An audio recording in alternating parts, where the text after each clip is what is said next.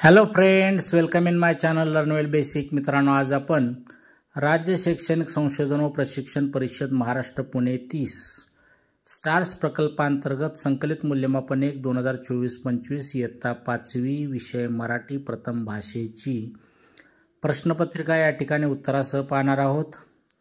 दिनांक 22 ऑक्टोबर 2024 रोजी झालेली इयत्ता 5वी मराठी विषयाची संकलित मूल्यमापन 1 2024-25 ची प्रश्नपत्रिका या ठिकाणी आपण उत्तरासह पाहतोय. विद्यार्थी मित्रांनो, इयत्ता 5वी ते 10वी चे विविध शैक्षणिक व्हिडिओज पाहण्यासाठी या चॅनलला नक्की सबस्क्राइब करा. तर सुरू करूयात. सुरुवातीला आहे तोंडी चाचणी. प्रश्न पहिला, खाली दिलेल्या कृतीवर आधारित प्रश्नांची उत्तरे सांग. कृती आहे पतंग बनविणे. पतंग बनवण्यासाठी कोणकोणते साहित्य लागते? तुला कोणत्या रंगाचा पतंग बनवायला आवडेल? पतंग उंच उडण्यासाठी कशाची आवश्यकता असते? कोणत्या सणाला पतंग उडवितात? तर या सर्व प्रश्नांची उत्तरं जी आहेत ती तोंडी स्वरूपात द्यायची आहेत. प्रश्न दुसरा, खालील उतारा वाच आणि त्या आधारे विचारलेल्या प्रश्नांची उत्तरे सांग. आता या ठिकाणी उतारा दिलेला आहे, विद्यार्थ्यांनी तो वाचायचा आहे आणि त्यावर जे विचारले प्रश्न आहेत त्याची तोंडी उत्तरे द्यायची आहेत. आणि या प्रश्नाला 5 गुण आहेत. तर आहे त्यातला, उतार्यात आलेल्या कोणत्याही 2 म्हणी सांग.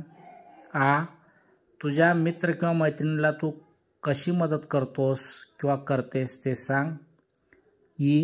दीपाची मैत्रिणीबाबत काळजीची भावना ज्या वाक्यातून व्यक्त झाली आहे असे उतार्यातील कोणतेही एक वाक्य सांग. आता पाहूया आपण लेखी चाचणी. प्रश्न तिसरा, सूचनेनुसार उत्तरे लिही. तुझ्या शाळेची सहल कोठे गेली होती त्याबद्दल माहिती लिही. आता ह्या प्रश्नाचं उत्तर जे आहेत ते विद्यार्थ्यांची प्रत्येकाची वेगळी असू शकतात. एक उदाहरणादाखल मी या ठिकाणी उत्तर लिहिलेले आहेत, तुमची उत्तरे वेगळी असू शकतील. सहलीचे ठिकाण मी लिहिलं आहे महाबळेश्वर. सहलीसाठी सोबत घेतलेले साहित्य, तर मी लिहिलेलं साहित्य पहा, कपडे, कानटोपी, शाल, टूथपेस्ट, ब्रश, तेल, कंगवा. अशी वेगवेगळी उत्तरं तुम्ही देऊ शकता. सहलीला निघण्यापूर्वी शिक्षकांनी दिलेल्या 2 सूचना लिही म्हटले. एक उदाहरण म्हणून या ठिकाणी मी सूचना लिहिली. पहिली सूचना, सोबत दागिने, महागड्या वस्तू, मोबाईल, जास्त पैसे घेऊ नयेत. दुसरी सूचना, सहल निघण्याच्या वेळे अगोदर 1 तास लवकर शाळेत हजर राहावे. सूचना तिसरी, बसचा त्रास होत असेल तर सोबत औषध किंवा गोळ्या ठेवाव्यात. अजून तुमची वेगवेगळी उत्तरं असू शकतील. प्रश्न चौथा पहा, खाली दिलेला उतारा वाच व सूचनेनुसार त्या खालील प्रश्नांची उत्तरे लिही म्हटले. आता इथं दिलेला तुम्ही उतारा जो आहे तो वाचायचा आहे. त्या खालचे प्रश्न पहा. आईने पावसासाठी वापरलेले संबोधन लिही.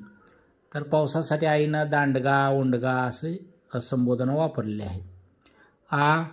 खालील शब्दांचा तुला समजलेला अर्थ लिही म्हटले. कातावणे, कातावण्याचा अर्थ होईल संतापणे. दुसरा, वणवण हिंडणे, तर त्याचा अर्थ होईल भटकणे. बिमला आईच्या बोलण्याची गंमत का वाटली असेल असे तुला वाटते ते लिही म्हटले. तर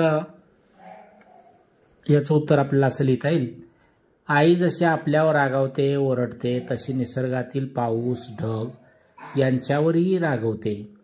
या विचाराने बिमला आईच्या बोलण्याची गंमत वाटली असेल.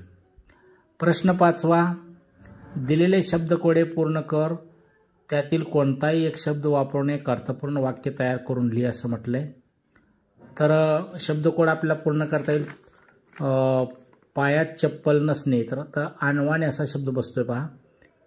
अनवाणी असा शब्द पूर्ण करायचा आहे. म्हणजे 1 मध्ये न येईल आणि 2 मध्ये नी ही आपल्याला अक्षर लिहावी लागतील. त्याच्यानंतर शेत,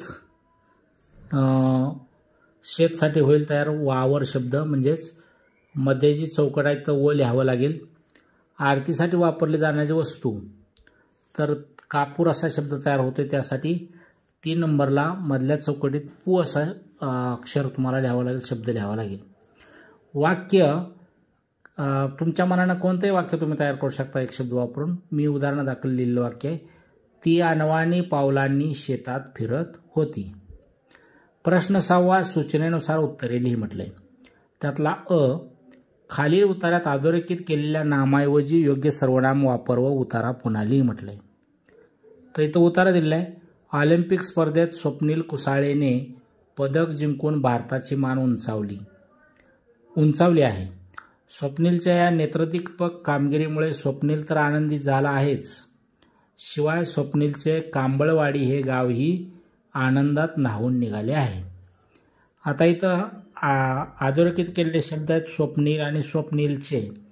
तर या 2 शब्दासाठी आपल्याला योग्य ती सर्वनामं वापरायची आहेत. कसा होईल उतारा सर्वनाम वापरून पहा. तर ऑलिम्पिक स्पर्धेत स्वप्नील कुसाळेने 1 पदक जिंकून भारताची मान उंचावली आहे. स्वप्नीलच्या या नेतृत्वात्मक कामगिरीमुळे तो तर आनंदी झाला आहेच, म्हणजे स्वप्नीलबद्दल तो हे आपण इथं सर्वनाम वापरले. शिवाय त्याचे कांबळवाडी हे गावही आनंदात न्हावून निघाले आहे. स्वप्नीलच्या ऐवजी आपण त्याचे असं सर्वनाम या ठिकाणी घेऊन हा उतारा पूर्ण केलेला आहे. खालील विरामचिन्हे ओळख व रिकाम्या जागेत विरामचिन्हांची नावे लिही म्हटले.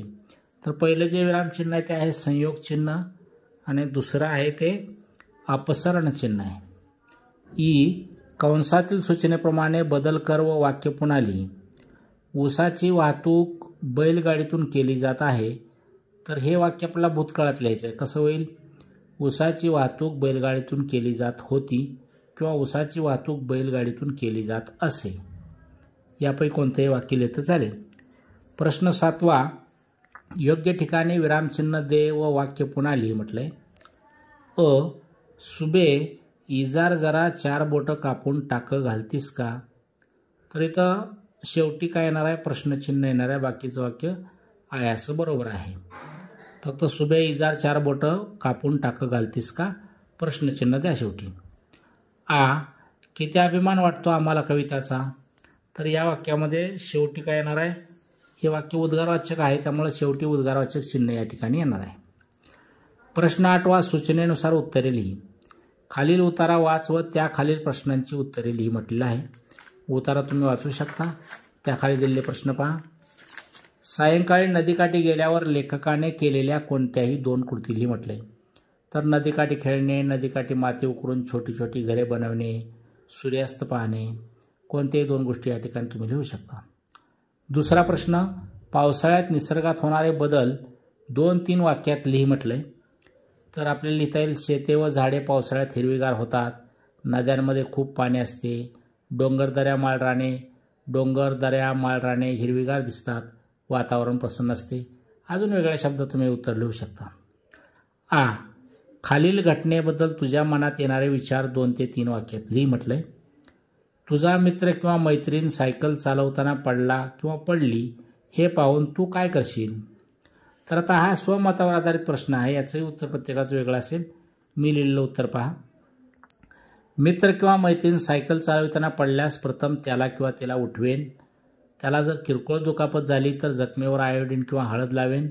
जास्त दुखापत झाल्यास शिक्षकांना सांगेन किंवा शक्य असल्यास दवाखान्यात नेईन. प्रश्न 9 खालील कवितेच्या ओळींमधून तुला समजलेले बैलाचे कष्टमय जीवन यावर 3 ते 4 वाक्ये लिही म्हटलंय. सन एक दिन बाकी वर्षभर ओझे मरमर ओढायचे. तर आपल्या शब्दात त्याचं उत्तर तुम्ही लिहू शकता. मी लिहिलेलं उत्तर पहा.